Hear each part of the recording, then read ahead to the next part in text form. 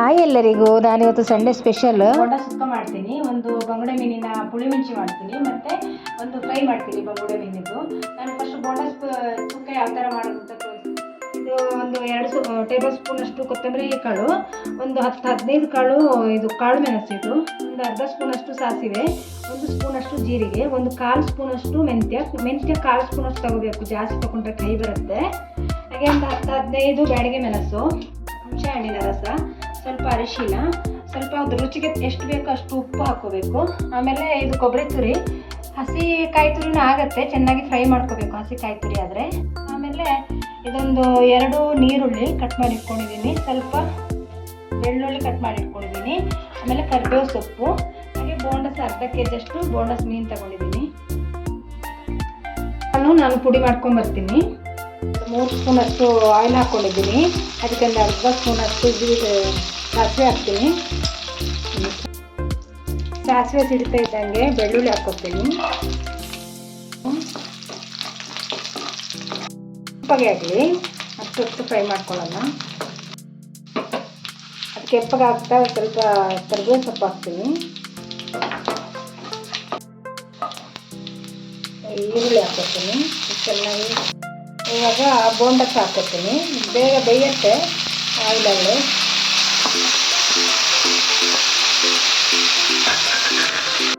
ಬೋಂಡಕ್ಕೆ ಉಪ್ಪು ಹಾಕಿದ್ದೆ ಯಾವಾಗಲೇ, ಇವಾಗ ಸ್ವಲ್ಪ ಹಾಕ್ಕೊತೀನಿ. ಆಮೇಲೆ ನೋಡ್ಕೊಂಡು ಹಾಕ್ಕೋಬೇಕು. ಅರಿಶಿನ ಹಾಕ್ಕೊತೀನಿ, ಒಂದು ಅರ್ಧ ಸ್ಪೂನಷ್ಟು ಅರಿಶಿನ ಹಾಕ್ಕೋಬೇಕು. ಇದು ಚೆನ್ನಾಗಿ ಫ್ರೈ ಆಗಲಿ. ಇದಕ್ಕೆ ನೀರೇನು ಹಾಕಂಗಿಲ್ಲ, ಇದು ಆಯಿಲಲ್ಲೇ ಚೆನ್ನಾಗಿ ಬೇಯುತ್ತೆ.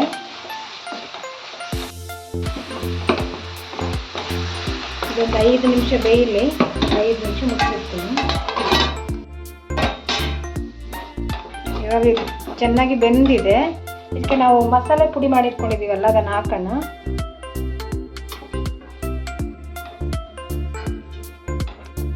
ಲೋ ಫ್ಲೇಮಲ್ಲಿಟ್ಟು ಒಂದು 5 ನಿಮಿಷ ಚೆನ್ನಾಗಿ ಫ್ರೈ ಮಾಡ್ಕೊಳ್ಳೋಣ.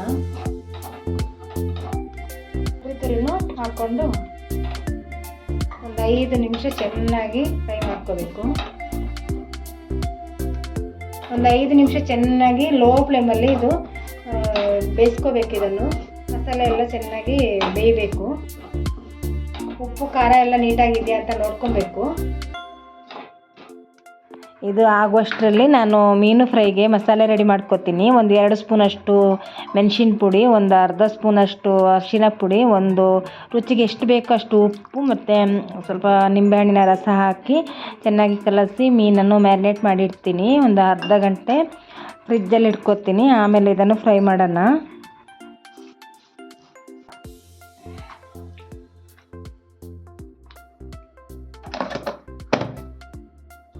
ಇವಾಗ ಇದು 5 ನಿಮಿಷ ಆಗಿದೆ, ಸಾಕಿದು ರೆಡಿಯಾಗಿದೆ.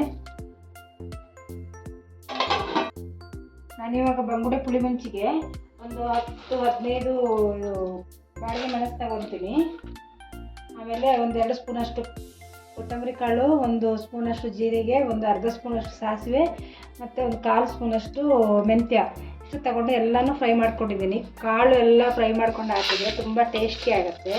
ಇಲ್ಲ ನಾವು ಪುಡಿ ಹಾಕಿದರೆ ಅಷ್ಟು ಚೆನ್ನಾಗಿ ಬರಲ್ಲ. ನಾನು ಯಾವತ್ತೂ ನಾನ್ ವೆಜ್ಗಾಗಲಿ ವೆಜ್ಗಾಗಲಿ ಅವಾಗವಾಗ ಫ್ರೈ ಮಾಡ್ಕೊಂಡು ಹಾಕ್ಕೊತೀನಿ. ಆಮೇಲೆ ಒಂದು ಅರ್ಧ ಸ್ಪೂನಷ್ಟು ನಾನು ಅರಿಶಿನ ಪುಡಿ ಹಾಕ್ಕೊತೀನಿ. ಒಂದು ಹುಣಸೆ ಹಣ್ಣು, ಒಂದು ಅರ್ಧ ನಿಂಬೆಹಣ್ಣು ಗಾತ್ರದಷ್ಟು ಸಾಕು. ಇದನ್ನು ಈರುಳ್ಳಿ ಕಟ್ ಮಾಡಿ ಹಾಕ್ಕೊತೀನಿ, ಹಾಗೆ ಒಂದು 4-5 ಬೆಳ್ಳುಳ್ಳಿ ಹಾಕ್ಕೊತೀನಿ. ಚೆನ್ನಾಗಿ ರುಬ್ಕೊಂಡ್ಬರ್ತೀನಿ.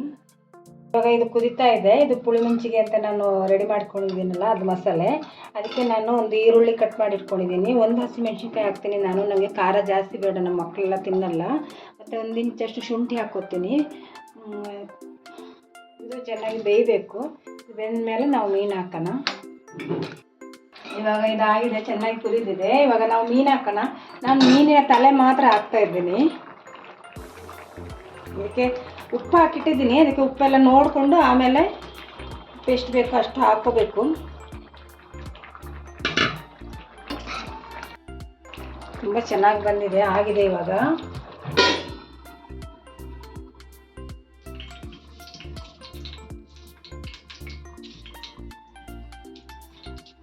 ಅದು ಪೂರ್ತಿ ಪಿತ್ತೆ ತಿಕ್ಕೊಂಡು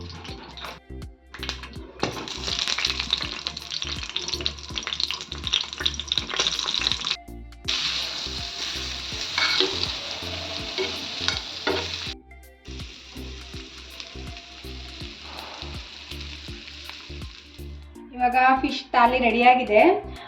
ಬೇಗ ನೆಂಟರು ಬಂದವಾಗ ಇಲ್ಲ ಫ್ರೆಂಡ್ಸ್ ಬಂದವಾಗ ಪಟಪಟನೆ ರೆಡಿ ಮಾಡ್ಬೋದು. ತುಂಬ ಚೆನ್ನಾಗಿರುತ್ತೆ. ಹಾಗೆ ಎಲ್ಲರೂ ಟ್ರೈ ಮಾಡಿ. ನನ್ನ ಈ ವಿಡಿಯೋ ಇಷ್ಟ ಆದರೆ ನನಗೊಂದು ಲೈಕ್ ಮಾಡಿ, ಸಬ್ಸ್ಕ್ರೈಬ್ ಮಾಡಿ, ಹಾಗೆ ಶೇರ್ ಮಾಡಿ. Thank you.